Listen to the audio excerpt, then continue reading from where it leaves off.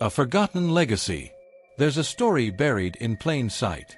Not hidden in some remote scroll, not locked away in a cave, but woven into the very fabric of the most widely read book in human history, the Bible. A story of kings and warriors, of cities and civilizations, of Africa's sons and daughters who shaped the early world, and whose names have been erased, misunderstood, or buried under layers of misinterpretation. When you think of the Bible, do you see Africa? Do you imagine dark-skinned nobles, ancient empires, rivers and deserts that birthed mankind's spiritual heritage? You should. Because the biblical story of black people isn't an aside. It's central. And once you see it, you can never unsee it. The sons of Noah and the seeds of the earth.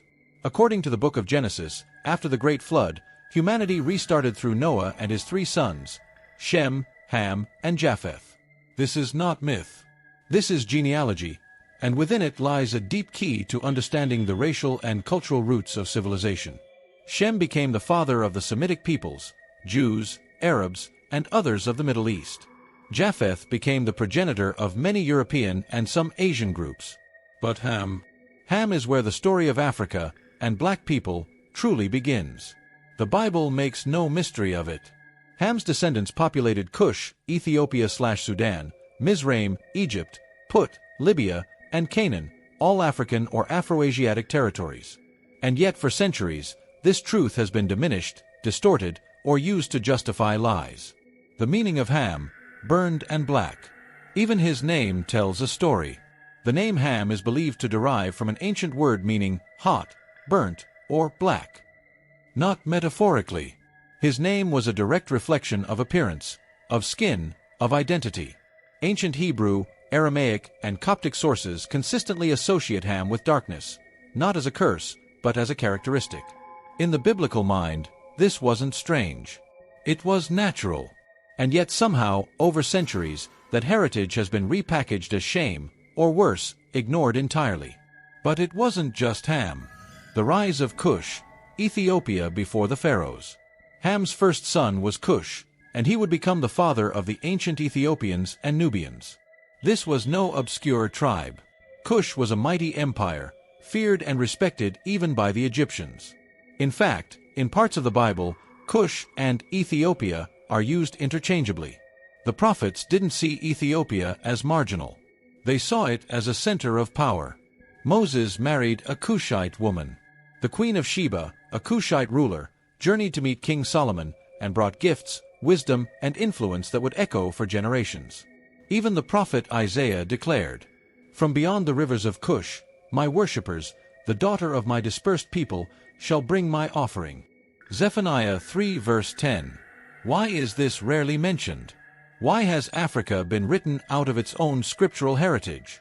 Mizraim, the black pharaohs of Egypt. Ham's second son was Mizraim, the biblical name for Egypt. Yes, that Egypt. Not the whitewashed versions seen in Hollywood films, but the Egypt of tall, brown, and black kings. Of builders and astronomers. Of priests and mathematicians. The ancient Egyptians were Hamites, descended from Noah's black son. Their civilization grew in the shadow of biblical prophecy, and even helped raise Moses, a Hebrew raised as a prince of Egypt.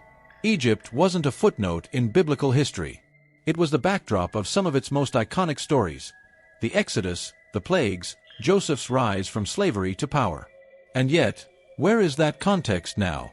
When you see Pharaoh, do you see a black man? Because the Bible did. Canaan and the great misinterpretation. Ham's fourth son was Canaan, the father of the Canaanite peoples. And here, we must pause. Because this is where the lie began. In Genesis 9, we're told that Ham saw his father Noah drunk and naked, and failed to cover him. As a result, Noah curses Ham's son, Canaan. This passage has been twisted for centuries. Twisted to say that Ham, and by extension, all black people, were cursed. This is false. The curse was not on Ham. It was on Canaan. And it was not a racial curse. It was a familial one that has nothing to do with skin color. But in the hands of slave traders, colonizers, and eugenicists, this became the curse of Ham, a lie used to justify oppression and slavery. One of the most horrific distortions of Scripture in human history.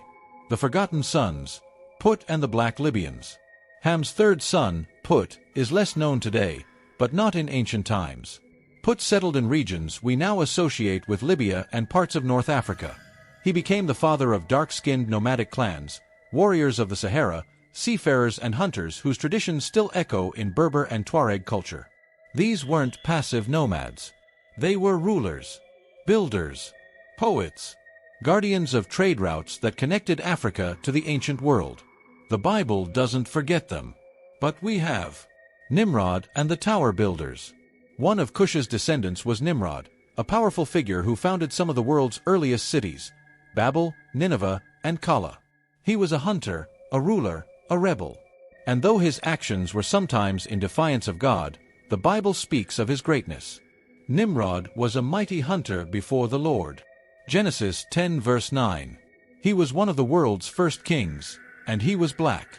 What does that do to our image of early civilization? What does that say about the origin of cities, governments, and societies? That black people were not just part of the biblical world, they helped build it. Ethiopia and the early Christians. By the time of the New Testament, Ethiopia had already earned its biblical reverence. In Acts 8, a royal official of the Ethiopian queen, a black eunuch, travels to Jerusalem, reads from the scroll of Isaiah, and is baptized by Philip. This moment marks the first recorded African convert to Christianity. Not Rome, not Greece, Africa. He returns home to spread the gospel, making Ethiopia one of the world's earliest Christian nations. To this day, Ethiopian Christianity preserves some of the oldest rituals, scriptures, and architecture in the world. The Ark of the Covenant, some say, still rests in Aksum. Could it be that Africa preserved the truth while the West rebranded it? Jubilees and the hidden books. Beyond Genesis, other ancient texts, like the Book of Jubilees, offer more context about Ham's lineage. In Jubilees, Ham settles with his sons in Africa and is described as the first city builder after the flood. He names cities after his wife and children, establishes regions, and resists Canaan's decision to migrate outside his appointed territory. These texts affirm what the Bible hints, that Ham's descendants were organizers, governors, and originators. Their legacy didn't vanish, it was buried. But the sands of time are shifting. The truth is returning. Mizraim, the black pharaohs of Egypt. Ham's second son was Mizraim, the biblical name for Egypt. Yes, that Egypt. Not the whitewashed versions seen in Hollywood films, but the Egypt of tall, brown, and black kings. Of builders and astronomers. Of priests and mathematicians. The ancient Egyptians were Hamites, descended from Noah's black son.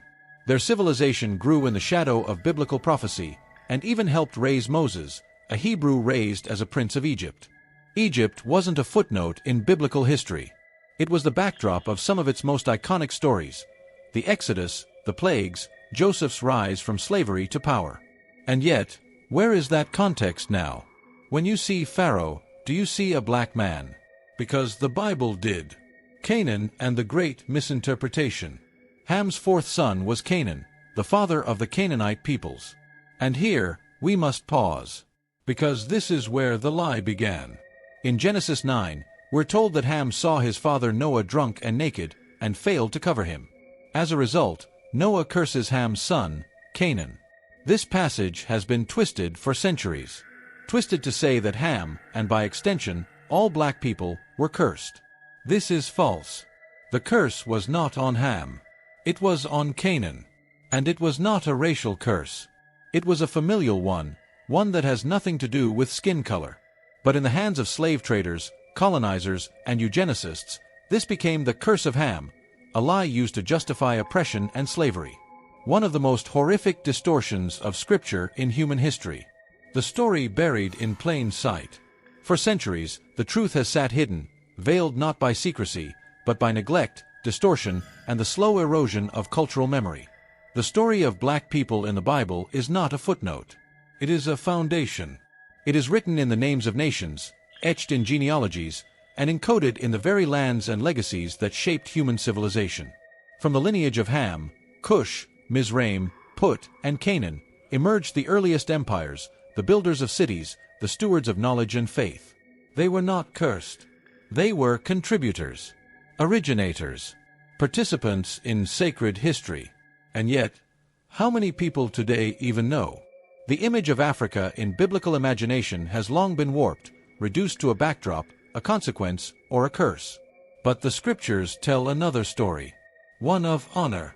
One of ancient presence. One of dignity. To know this is to reclaim history. To teach this is to restore truth. This is not just about correcting an error in Sunday school.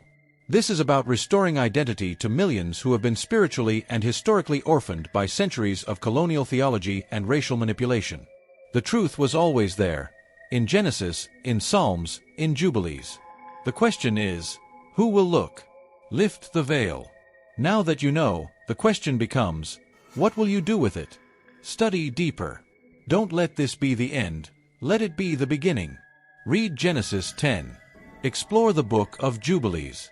Dig into archaeology, linguistics, oral traditions, and hidden manuscripts. Share this video. Don't keep this knowledge to yourself. Share it with someone who's never heard this version of history, someone who deserves to know their place in the story. Challenge the narrative. When someone claims Africa is absent from the Bible, ask, have you read it fully? Because once you do, you'll see, it was never absent. It was central. Defend the truth. When history is erased, identity is stolen. When truth is reclaimed, dignity returns. Be a guardian of this truth. Speak up. Stand tall. Educate the next generation. Imagine a world where every young black child knows that their ancestry is not just royal, but biblical. That they didn't enter history through slavery, but through Scripture. Join the conversation.